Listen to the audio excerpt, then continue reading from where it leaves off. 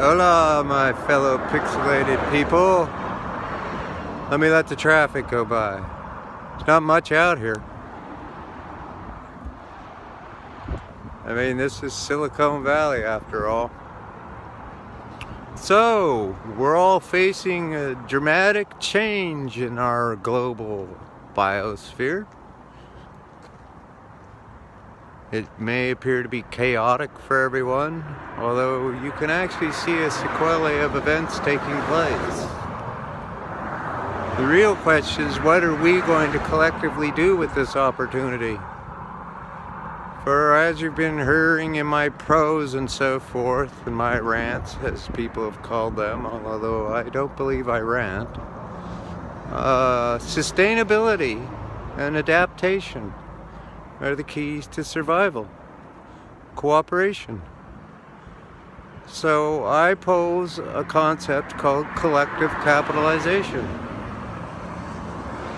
And it's based on the concept that's been most successful throughout our history. It's called the collective purse. The Knights Templar operated on that. The kibbutz. Multiple. Even if you go into Christianity, that was the collective purse. Although, let's not go down that path for now.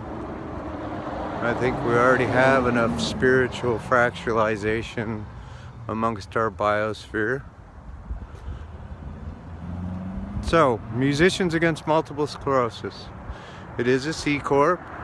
It's a non-profit, publicly owned, for a specific reason.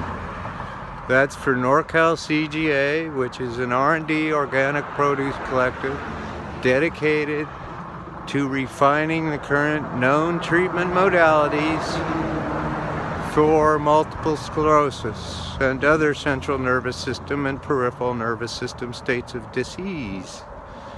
It's purely the medical model.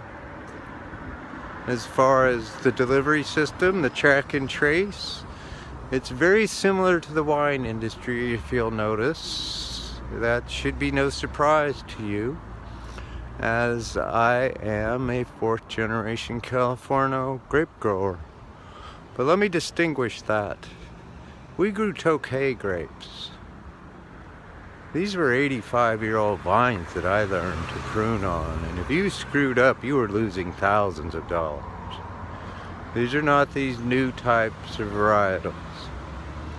However, not to attack the wine industry, they've been very successful.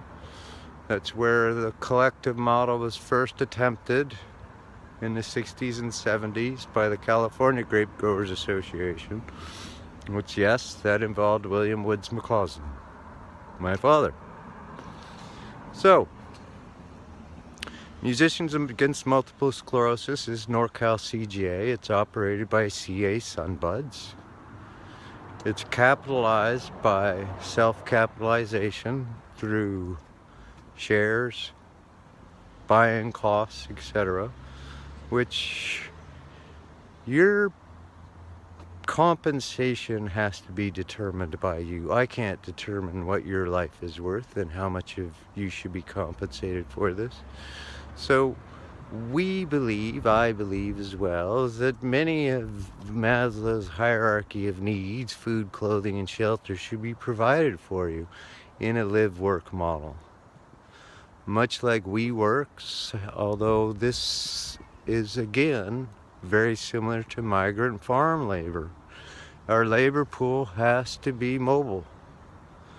That's all there is to it. Mobility, synchronicity, we're all on the same page. That's kept through connectivity. The platforms we have available for us now can certainly do that.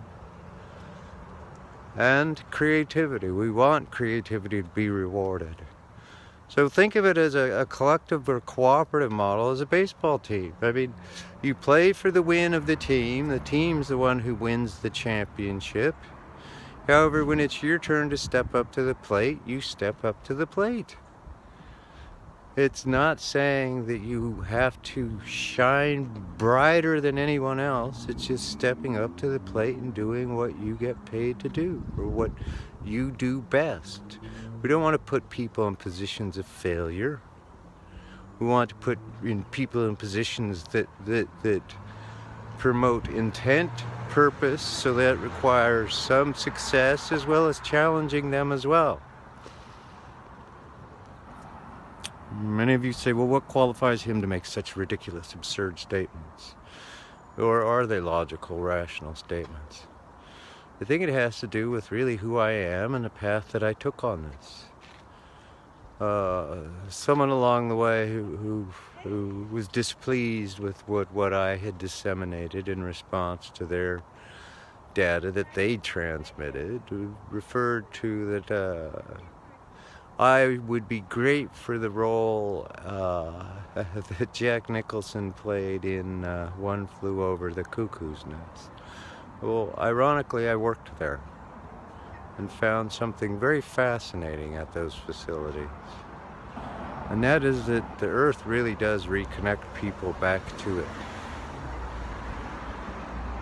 And since food sources are really our #1 problem right now, granted, this virus is going to take its toll on us, but that's not going to decrease the fact that our food system and the logistics is so ridiculous. I mean, it gets cultivated here, shipped over there, processed there, sent back here. I mean, it's no wonder we aren't all dropping dead from the bloody food we're eating, which I question whether we are or not.